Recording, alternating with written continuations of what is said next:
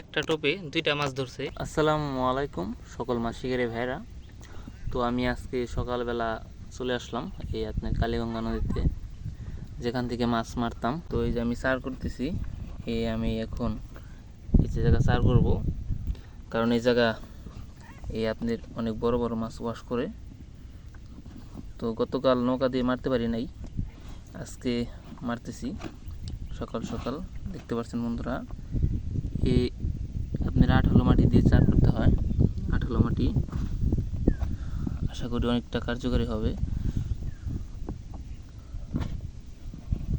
তো আঠালো মাটির সাথে ভালো করে মিক্স করে নিতেছি আপনার চারটা, যেন পানিতে ধুয়ে না যায়।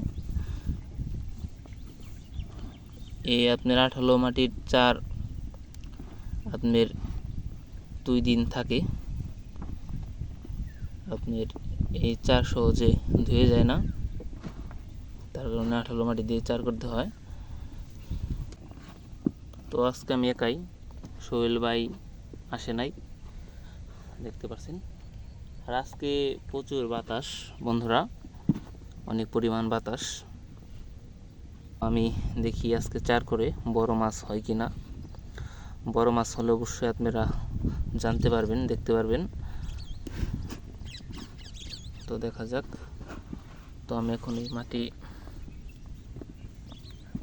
করে নিচ্ছি।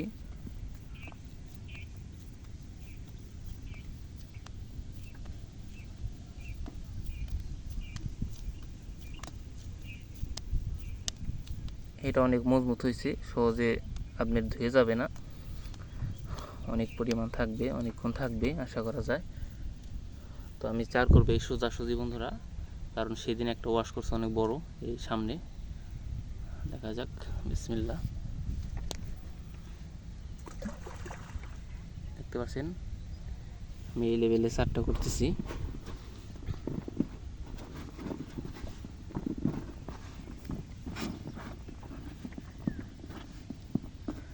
এই যে জায়গায় চার করলাম ওই জায়গায় আপনার অনেক বড় মাছ ওয়াশ করছে, বিশেষ করে রুই মাছ ছিল।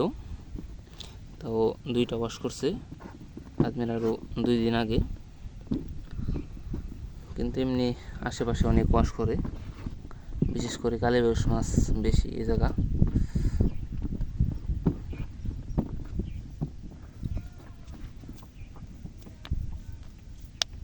তো 10টা পর্যন্ত মারবো, যার কারণে চার খুব একটা করলাম না। তো এই 2 দলাই এনাফ। তো এটা একটু লঙে দিচ্ছি আমি।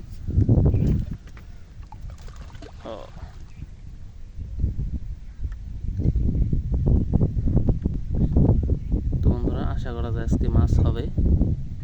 তো দেখা যাক, এখন আমি টোপ ফেলবো।